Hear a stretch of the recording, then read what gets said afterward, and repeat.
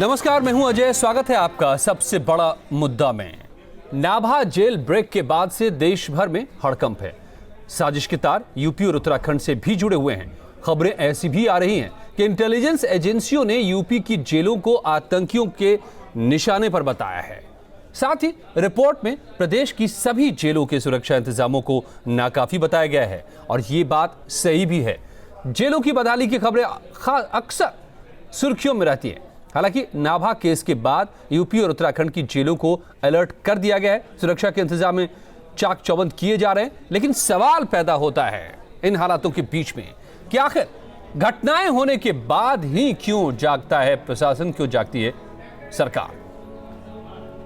नाभा का जैसी वारदात के खिलाफ यूपी जेल प्रशासन कितना तैयार है? क्या अभी भी ऐसे कांड को दोहराया नहीं जा सकता? क्या गारंटी है? जेलों में अधिकारियों और कर्मचारियों की तादाद मानक से कम क्यों? और आखिर घटनाएं होने के बाद ही क्यों जागता है प्रशासन? हर बार किस हालत में है आज जेल और क्या ऐसी घटना दोहराई नहीं जा सकती? करेंगे बात। तमाम मेहमान मेरे साथ जुड़ रहे हैं, लेकिन सबसे पहले रिपोर्ट। नाभा जेल कांड से देश भर में सनसनी, जेल की सुरक्षा पर सवाल, यूपी उत्तराखंड में अलर्ट। नाभा जेल कांड के बाद देश भर में हड़कंप है। साजिश के तार यूपी से जुड़े हैं, लिहाजा नाभा कांड के बाद यूपी जेल प्रशासन भी जाग गया है। सभी जेलों को अलर्ट जारी किया गया है। प्रदेश की 5 अति संवेदनशील जेलों पर पीएसी का पहरा लगाया गया है। ये जिले हैं मुजफ्फरनगर, वाराणसी, गोरखपुर, आगरा और लखनऊ। दरअसल खुफिया एजेंसियों ने एक रिपोर्ट के जरिए लखनऊ एसएसपी को आगाह किया है कि अगर आतंकी हमला हुआ तो बड़ी वारदात नहीं रोक पाएंगे। रिपोर्ट में साफ कहा गया है कि सुरक्षा के मद्देनजर जेल की बाउंड्री से लेकर सीसीटीवी तक बेमानी है। साथ ही रिपोर्ट में जेल के शास्त्रागार पर भी हमले की आशंका जताई गई है। ये रिपोर्ट भोपाल जेल कांड के बाद हुई जेल सुरक्षा की समीक्षा के बाद जारी की गई थी। जी हां, तो ये हालात है इस वक्त के, और ऐसे हालातों के बीच में क्या हमारी जेल सुरक्षित हैं? क्या आतंकी हमले को रोक पाने में सक्षम है ये? आखिर इतनी लचर सी व्यवस्था जेलों की क्यों है? अक्सर आप खबरों में देखते होंगे कि जेल के भीतर से दरअसल अपराध का संचालन होता है उत्तर प्रदेश में। जब भी जेल, हाल में उत्तर प्रदेश में हमने जेल में हुए बड़े ड्रामे को देखा है कि कैसे जेल ने, पूरे कैदियों ने जेल को अपने कब्जे में कर रखा था। एमसी द्विवेदी साहब पूर्व डीजीपी मेरे साथ जुड़े हुए, रतीश त्रिवेदी हमारे संवाददाता कानपुर से जुड़े हुए, और अनिल यादव हमारे संवाददाता लखनऊ से मेरे साथ जुड़े हुए हैं। सबसे पहले द्विवेदी साहब, आपके जरिए मैं ये समझना चाहता हूं कि आज जिस तरह की व्यवस्था जेलों में है और जिस तरह की घटनाएं आप सामने आ रही है, जिस तरह के खतरे मौजूद हैं आतंकी हमले तक के, क्या तैयार है हमारे जेल? किस हाल में है हमारे जेल? देखिए, पूर्णतः सुरक्षित तो नहीं है ये जेल। पहली बात तो स्टाफ की कमी रहती है हमेशा। जो संख्या होनी चाहिए वो संख्या नहीं रहती और कैदियों की संख्या लगातार बढ़ती जाती है। दूसरी बात यह है कि जो प्रबंध होने चाहिए उन प्रबंधों की ओर समुचित ध्यान दिया नहीं जाता। संभवतः अधिकारी भी कुछ गाफिल रहते हैं इस मामले में। कल ही नाभा जेल के विषय में मैं आपके एक चैनल पर देख रहा था कि बाउंड्री से लगा एक पीपल का पेड़ खड़ा हुआ था और उस पीपल के पेड़ पर चढ़कर बाउंड्री कोई भी आदमी पार कर सकता था। तो ऐसे पेड़ को कटवाया क्यों नहीं गया और क्यों नहीं वहाँ से हटाया जाता है, तो ये स्पष्ट करता है। इसी बात, क्या वहाँ पर लाइट की बाउंड्री पर पूरे समुचित व्यवस्था है? क्या ऐसे संतरी खड़े होते हैं जो संपूर्ण बाउंड्री के चारों ओर कवर करके देख लें? फिर किस तरह से पुलिस वालों को घुसने दिया उस संतरी ने? ये सब बातें इंगित करती हैं कि जेल जो है पूर्णतः सुरक्षित नहीं है। ये भी सत्य है कि बहुत से ऐसी चीज़ें, अवैध चीज़ें जेलों में जाती हैं पैसे लेकर या पैसे बेईमानी से, जिसके कारण भी जेल असुरक्षित रहती हैं। हमारे जेल के अंदर का स्टाफ कोई मिल सकता है या पैसे लेके, जब इस तरह रोज़ रोज़ वहाँ पर घूसखोरी अगर होगी तो जेल के अंदर का स्टाफ भी कोई मिल सकता है और मिल के वारदात करवा सकता है। और नाभा जेल में संभवतः ऐसा हुआ भी है, मेरा विचार है। तो यानी कि हमारे जेल सतर्क रहना जरूरी है, क्योंकि हमारे जेल महफूज नहीं हैं उन हालातों से निपटने के लिए तो कतई नहीं जो अब हालात दिखाई दे रहे हैं और जिस तरह के खतरे मौजूद हैं। रतीश, आप कानपुर से जुड़े हुए, अनिल हमारे साथ लखनऊ से हैं। कानपुर में जो किस तरह की व्यवस्था है, क्योंकि मेरे पास जो आंकड़े आ रहे हैं उसमें ऐसा लगता है कि इंसानों को जानवरों की तरह जेलों में ठूसा गया है, कैपेसिटी से कहीं बहुत ज्यादा तादाद में, और सुरक्षा के जो इंतजाम है वो जरूरत से या जो सीमा तय की जाती है उससे काफी कम है। देखिए बिल्कुल सही है अजय, जो ज़रूरत होती है, जितनी क्षमता होती है, क्षमता से ज़्यादा यूपी की ही नहीं पूरे देश भर की अगर जेलों में देखा जाए तो कैदियों को ठूस दिया जाता है, और ऐसा ही कानपुर जेल में भी है। कानपुर जेल की इस बात को देखते हुए पिछले काफ़ी समय से ये चल रहा है कि कानपुर जेल को कानपुर शहर से बाहर आउटर साइड पे एक नया जेल बनाया जाए और पूरी की पूरी जेल को शिफ्ट कर दिया जाए। चूँकि कानपुर का जो जेल है वो बीचों बीच शहर में है, VIP रोड पर है, और अगर सुरक्षा की बात की जाए तो एक तरफ गंगा है, गंगा के किनारे, और दूसरा VIP रोड पुलिस लाइन पड़ता है। लेकिन सुरक्षा की जहाँ तक बात की जाए तो आज जो कदम अलर्ट मिला है, अलर्ट के बाद कदम उठाए गए हैं।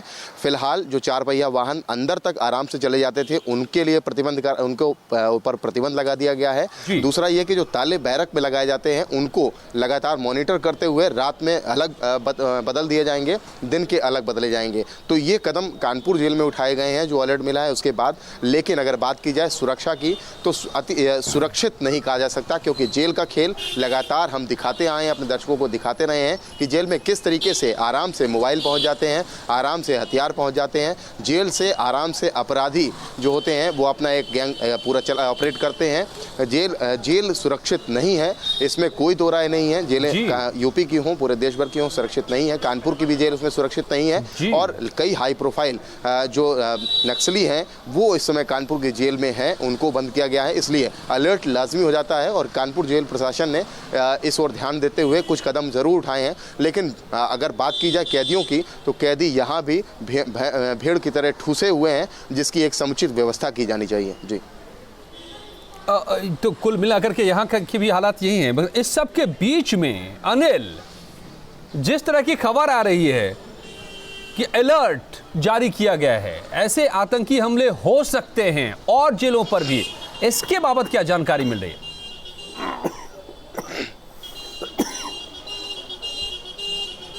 बिल्कुल, अगर हम लखनऊ समेत यूपी की दूसरी जेलों की बात करें तो यहाँ पर एक से बढ़कर एक हाई प्रोफाइल बदमाश, टेररिस्ट और जो सफ़ेद पोश अपराधी हैं वो सब मौजूद हैं। लेकिन उसके बावजूद जिस तरह से लखनऊ की जेल की रिपोर्ट आई है कि इंटेलिजेंस ने कहा है कि बिल्कुल नाभा में जिस तरह का अटैक हुआ है उस तरह के अटैक तो वो बहुत बड़ा अटैक था, उसके आधे का भी अगर अटैक हुआ तो लखनऊ जेल जो है उसको सहने के काबिल नहीं है।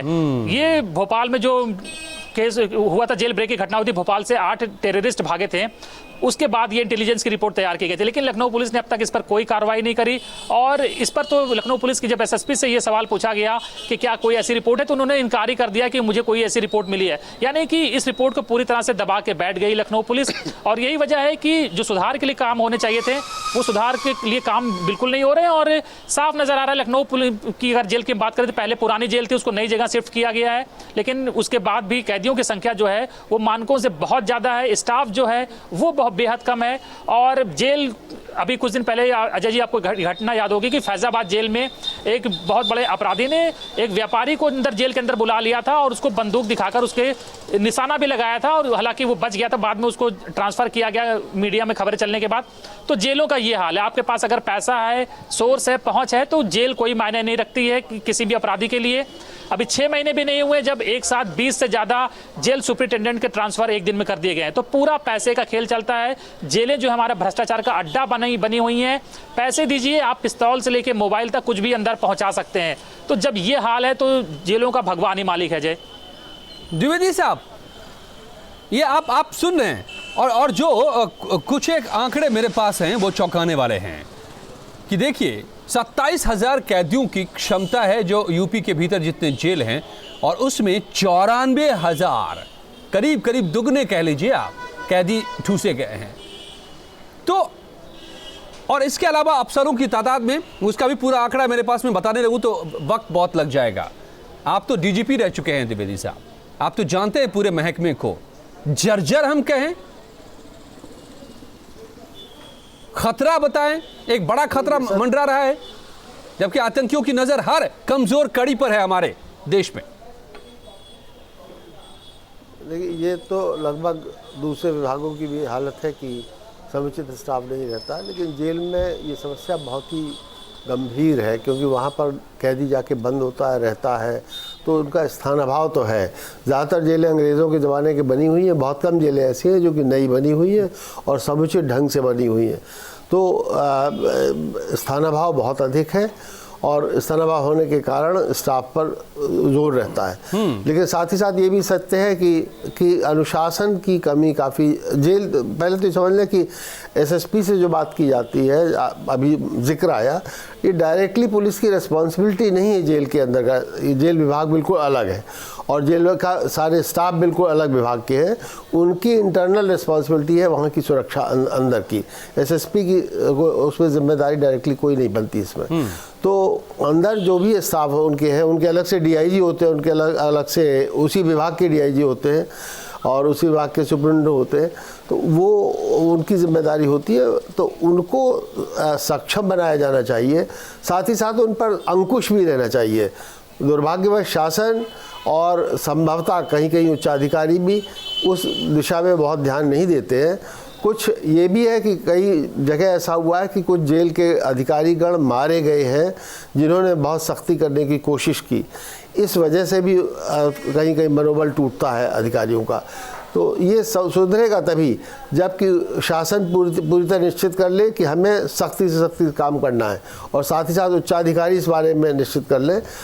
रेगुलर चेकिंग होनी चाहिए इस बात की कि कौन कौन से वीक पॉइंट्स हैं जेल में, उन वीक पॉइंट्स को स्ट्रेंथ दी जानी चाहिए। बाउंड्री की चेकिंग है, कितने बार होती है, रात में प्रकाश है कि नहीं, रात में संतरी सोता है कि जागता है, जेलों में एंट्री जो होती है मुलाकाती, वो किस तरह आते हैं, कौन कौन आते हैं, बिना इजाज़त आते हैं, कैसे सामान आता है।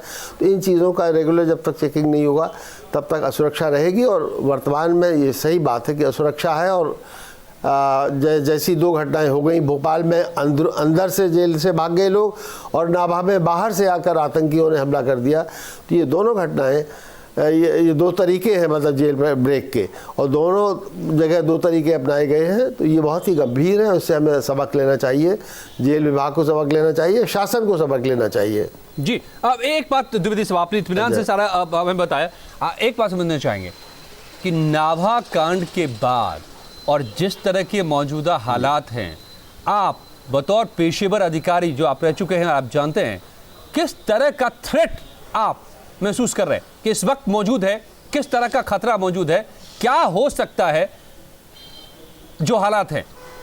देखिए, वो ऐसी जेलें जिनमें आतंकी हैं, बंद हैं, उनमें ख़तरा होने का चांस ज़्यादा है।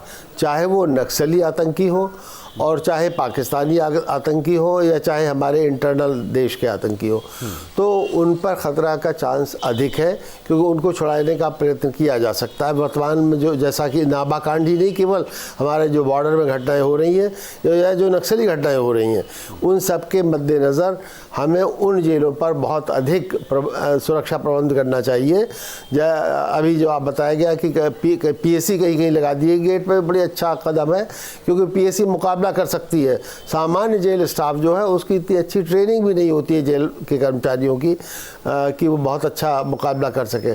तो जहां आवश्यक है वहां पीएसी लगा दी जाए, या अंदर चेकिंग में के लिए अधिकारियों पर बार बार चेकिंग की जाए, दूसरे विभाग जाके चेकिंग करें, पुलिस और डीएम और एसएसपी जाके चेकिंग करें। तो बैरकों में बार बार तलाशी ली जाए कि कहीं पर टेलीफोन्स और मोबाइल या हथियार तो नहीं है। तो इन चीज़ों की बार बार चेकिंग की जाए, तभी ये सुरक्षा की बढ़ सकती है। लेकिन ख़तरा है ख़ास तौर से वहाँ पर जहाँ पर आतंकी बंद हैं, चाहे नक्सली आतंकी हो, चाहे पाक आतंकी हो, चाहे हमारे देश के आतंकी हो। खतरा बरकरार है और खतरा बड़ा है, क्योंकि आतंकियों की नज़र अब इन जेलों पर है और वो इस हिमाकत कर रहे हैं जेलों तक पहुँचने की और छुड़ाने की आतंकियों को। इसके मद्देनजर अनिल, लखनऊ में आप क्या कोई सुबुगाहट देखते हैं? क्या फौरी उपाय तो कर लिए गए कि कुछ पीएसी के जवानों को लगा दिया गया 5 जेलों पर, लेकिन क्या पुख्ता इंतजाम हो, जरूरत नहीं कर सके आतंकी नापाक इरादा रखने वाले जेलों की तरफ देखने के सबसे महफूज ठिकाने माने जाते हैं। ऐसा कोई इंतजाम हो, ऐसी किलेबंदी हो, कोई ऐसी पहल, ऐसी बातचीत, ऐसे कदम?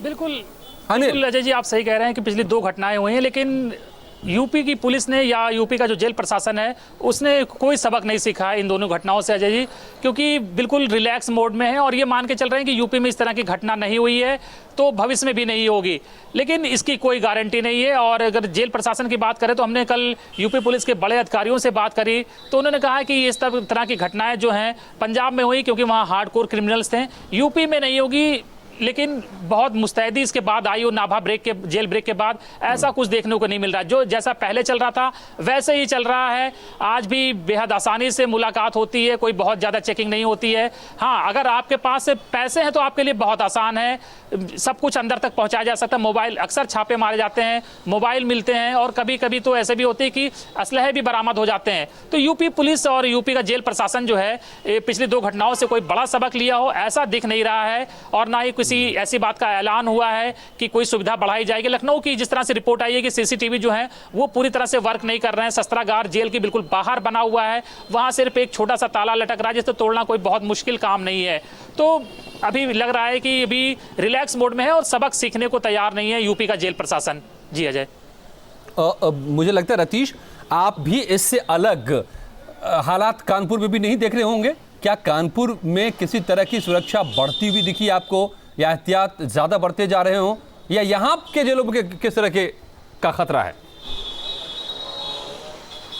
देखिए, फिलहाल अगर कानपुर की जेल की बात की जाए तो कानपुर जेल प्रशासन ने 2 कदम ज़रूर उठाए हैं। एक तो वो जो 4 व्हीलर बेधड़क बेरोक टोक जो वीआईपी लोग पहुंचते थे अपने लोगों से मिलने के लिए, और जो जैसा अनिल बता रहे थे कि पैसा ले दे करके जो खेल होता है जेल में वो जो होता था उस पर रोक नहीं लगाई जा सकी है फिलहाल। लेकिन जो 4 पहिया का मोमेंट होता था उसको रोकने की कोशिश की गई है। दूसरा ये कि बैरक में जो ताले लगाए जाते हैं उनको रिप्लेस किया जाएगा एक तयशुदा वक्त के बाद। तो ये 2 कदम उठाए गए हैं। लेकिन सुरक्षा की अगर बात की जाए कि जेल की बहुत बड़ी सुरक्षा, जेल में सुरक्षा कर्मियों को तैनात कर दिया गया हो, ऐसा कहीं कुछ नहीं दिख रहा है। कानपुर जेल भी अन्य जेलों की तरह ही असुरक्षित है और यहाँ से पहले भी कुछ कैदी हैं भागने की फिराक में रहे हैं और भागने की कोशिश भी कर चुके हैं, हालांकि कुछ असफल प्रयास उनके रहे थे। पेड़ की बात हमारे एक्सपर्ट ने बताई, द्विवेदी जी ने, कि पेड़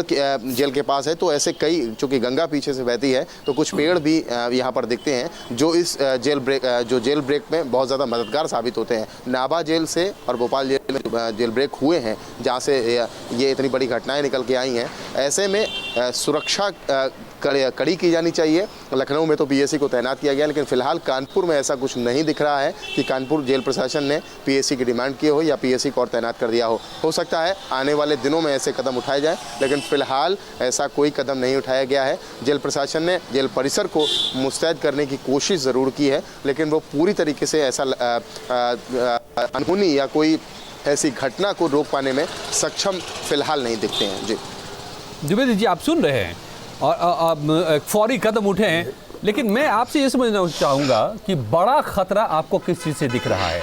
2 पहलू हैं इस पूरी स्थिति के। एक, सुरक्षा की व्यवस्था, जेलों की बनावट, जो तमाम सुरक्षा को लेकर के बातें हैं, और दूसरा भ्रष्टाचार। जैसा आपने कहा कि भीतर के लोगों की बिना मिली भगत के इतने बड़े कांड को अंजाम नहीं दिया जा सकता, और भ्रष्टाचार हमारे जेलों में नस नस में समाया है, ये आप भी जानते हैं। तो हम तो दोनों तरह से असुरक्षित हैं। कौन ज्यादा बड़ा खतरा है, सुरक्षा व्यवस्था की कमी जेलों में या भ्रष्टाचार उत्तर प्रदेश में? देखिए, सबसे इम्पोर्टेंट किसी भी व्यवस्था में सबसे इम्पोर्टेंट मैन होता है, आदमी होता है। तो आदमी अगर ऑनेस्ट है, अपनी ड्यूटी के प्रति वफादार है और मुस्तैद है, स्वस्थ है, मन से ड्यूटी करता है, तो अच्छी ड्यूटी होती है। और अगर आदमी मैन अगर कमज़ोर हो गया किसी भी तरह, चाहे पैसे की वजह से, जाति की वजह से, धर्म की वजह से, या किसी तरह मिल गया, या बीमार रहता है, अस्वस्थ है, या ड्यूटी में मंडी लगाता है, तो वहाँ पर कोई भी किसी भी तरह की व्यवस्था ध्वस्त हो सकती है। तो जो भ्रष्टाचार जो है उसको रोकना ज़्यादा सबसे मैं अधिक इम्पोर्टेंट समझता हूँ।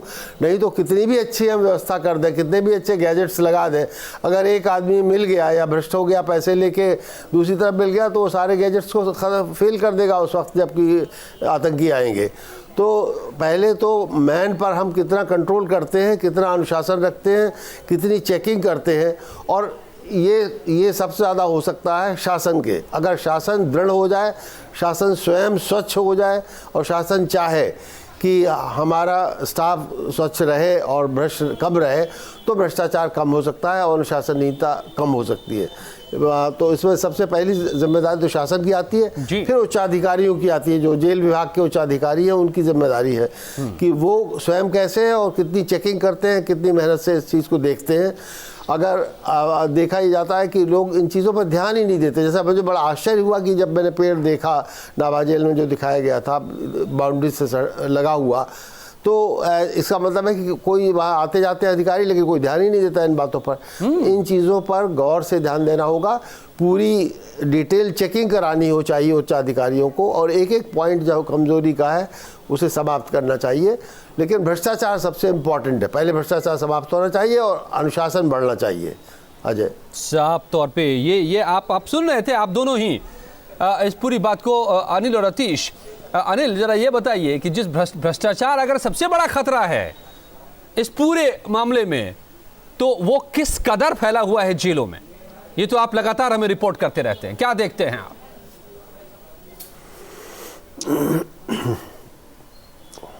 बिल्कुल अजय जी, बिल्कुल सही कह रहे हैं आप। यूपी में जेलों के जो सुप्रिटेंडेंट हैं या सीनियर सुप्रिटेंडेंट हैं, उनके जो तैनाती के रेट फिक्स हैं। तो जब अधीक्षक और वरिष्ठ जेल अधीक्षक जब पैसे लेके तैनात किए जाते हैं, उनके रेट फिक्स हैं। अंदर जो कैंटीन संचालित होती है वो पैसे लेके ठेकेदारों को आवंटित की जाती है, उसके रेट फिक्स हैं। कैदी से मिलने के लिए उसका परिजन जब जाता है तो 50 रुपए से लेकर 100 रुपए तक अंदर जो सिपाही तैनात होते हैं उनको चढ़ाना पड़ता है। गरीब कैदी भी होते हैं जिनके पास इतने पैसे नहीं होते कि वो उनको दे सके, उनको प्रेशर किया जाता, दबाव दिया जाता है। आप पैसे अगर पेमेंट करते हैं तो आपको जेल के अंदर काम नहीं करवाया जाता है। अगर पैसे पेमेंट नहीं करेंगे तो आपको बिल्कुल बंधुआ मजदूर की तरह दिन रात रगड़ के काम कराया जाएगा। तो पैसे निकालने की कला जो है वो हमारे जो जेल के कर्मचारी अधिकारी हैं उन्हें अच्छी तरह पता है। सरकार भी आती है, मंत्री भी बनते हैं, एक दिन में 20 जेल सुप्रिटेंडेंट का ट्रांसफर हो जाता है। तो कहीं ना कहीं संदेह तो पैदा होता ही है कि जो ये भ्रष्टाचार की गंगोत्री है वो ऊपर से आ रही है और इतनी जल्दी से ये रुकने वाली नहीं है अजय। और फिर खतरा भी उतना ही बड़ा है, ये भी साफ तौर पे दिखाई दे रहा है। एमसी द्विवेदी साहब जो हमें समझा रहे हैं कि ये जेल कमजोर कड़ियां हमारे लिए, और इसमें बहुत सारी खामियां हैं, बल्कि हद दर्जे की लापरवाही है। आप एक तरह से सीढ़ी देते हैं जेल को ब्रेक करने, जेल से एस्केप करने के लिए, भागने के लिए पेड़ के तौर पर, जो कि बिल्कुल होना ही नहीं चाहिए। तो इतने बड़े अगर ब्लंडर्स हैं, या कहें तो जानबूझकर ये किए जा रहे हैं, या फिर इस तरह की लापरवाही और उसमें भ्रष्टाचार का जो आलम है, तो सच ये है कि नाभा कांड कभी भी कहीं भी हो सकता है।